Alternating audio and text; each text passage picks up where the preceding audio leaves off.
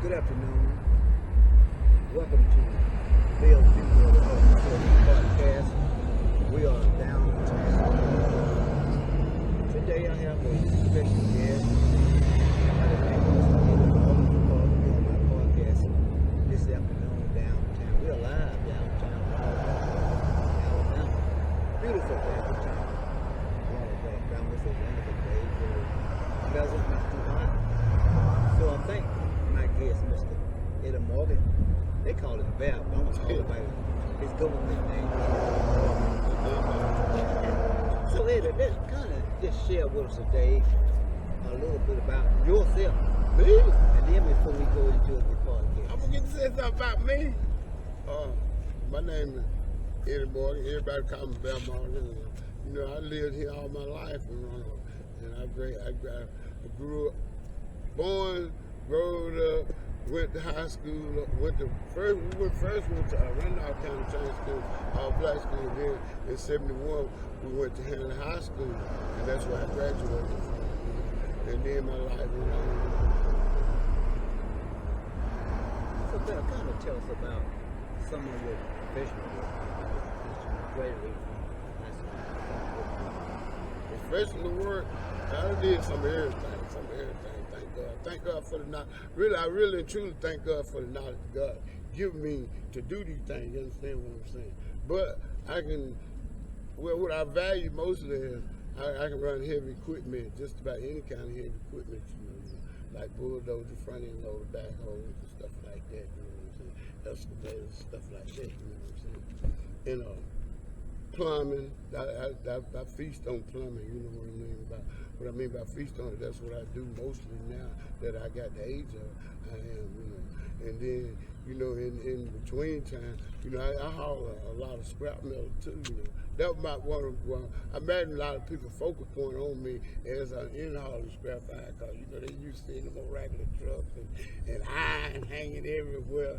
I'm talking about, on trailers and stuff like that, they're piled up and everything, But I enjoy, that's some of the type of work, I learned how to do in my life, God give me strength. What got you involved in scrap metal? Well, I tell you the truth, y'all, you want to hear it. I'm gonna tell it like it is, ain't you? Well, see, I asked God to give me a job. See, when I got out of prison, I didn't want to work for nobody, on no clock more or less.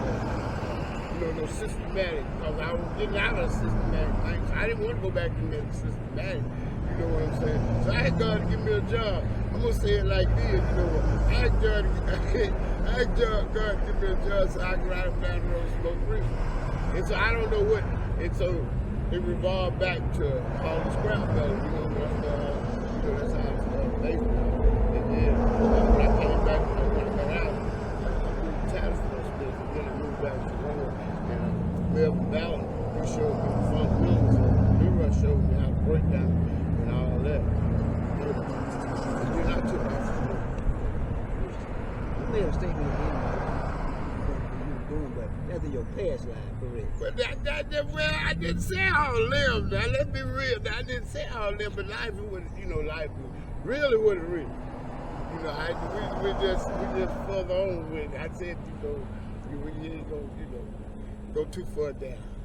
So, Bab, we just got out of a wonderful election. Yes. So, what do you think about the election? We know that Mr. Adam Bell got 55% of the vote. What do you think about the election? Well, in which aspect you talking about? Talking about just based on him or the whole situation? The whole situation. Everybody needs. Let me explain it like this, so I won't be, throw no blame or, cause no conflict between. No, it won't cause no conflict. But see, every party needs a sort of equal way of ironing out things. You see, what I'm saying is, by the votes and the people that got in now, you can sort of balance things out more or less. You know what I'm saying? You see, back before the election, it wasn't you couldn't win, unless you was on one side. You know what I'm saying? I basically just said like this: if if the black vote, with no black vote. Then nobody had no voice more or less. For the black people, more or less, I would say. If you real about it, say it for real. Good. So, Bam, good night. Me and you are both of them. Yes, sir. Yes, sir. So we enjoy going to Yes, church. sir. Yes, sir. First back. Yeah. Yeah. Yeah, we went to, well, thank God, you know, God gave me some push. You know, once you give yourself to God, you know what I'm saying? You don't just give yourself to God.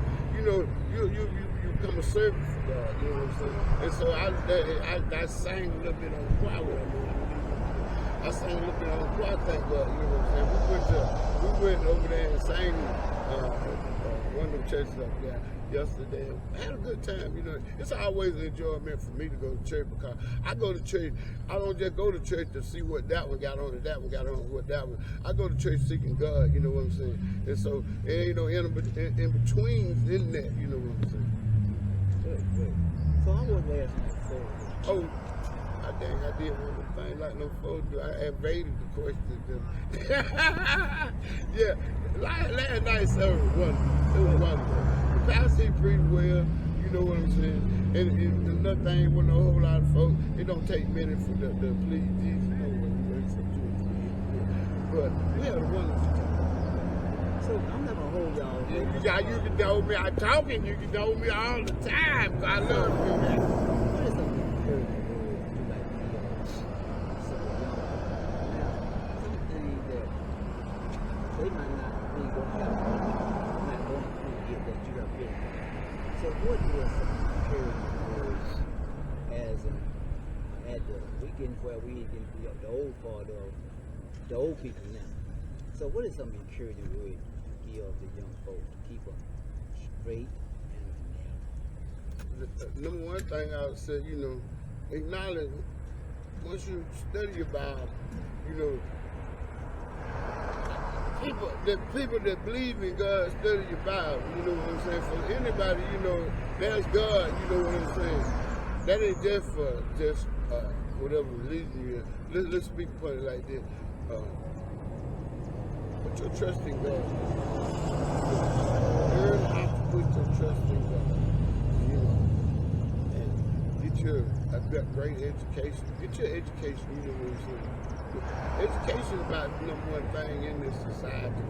It might not mean a whole lot in those aspects, but it means a lot in other aspects. You know what I'm saying? Like, what I mean by that, when the high school diploma thing became in effect, you know what I'm saying? You know, they were on jobs in about 85, you know.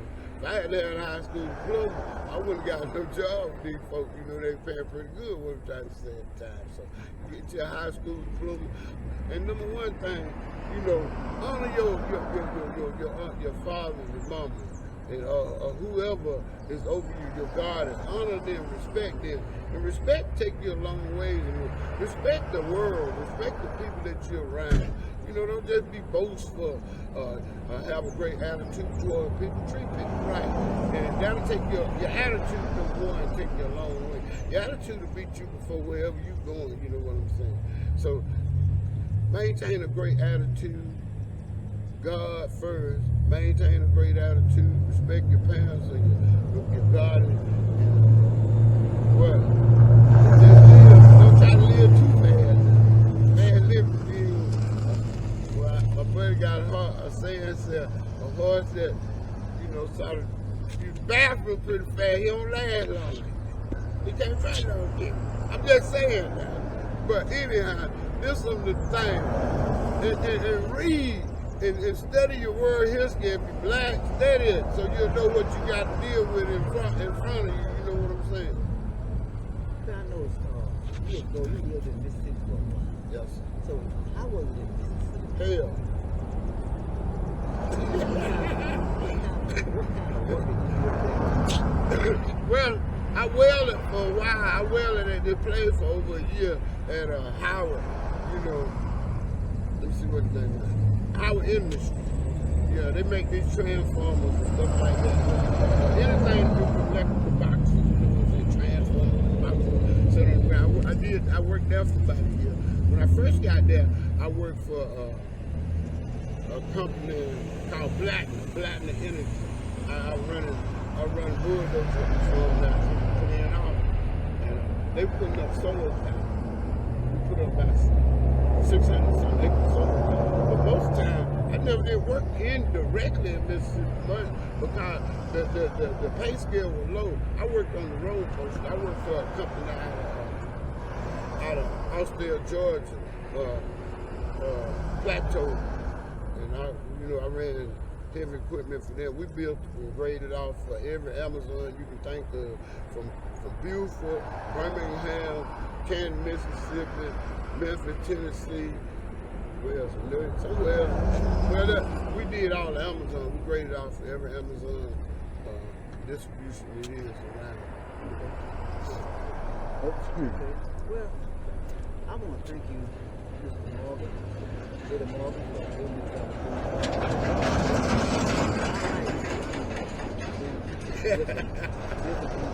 But that again, everybody have a different story to tell, and I want to record the story. I want the world to hear the story of individuals. So before we close out this podcast, there were two last things you guys can share with me, please, or share with the audience. On what topic you would like me to talk about? About anything you want to say before we close? Well, I tell you one thing. I thank God it ain't like it used to be. You know what I'm saying? We have a voice now. If we're standing up, and if we're standing up, number one,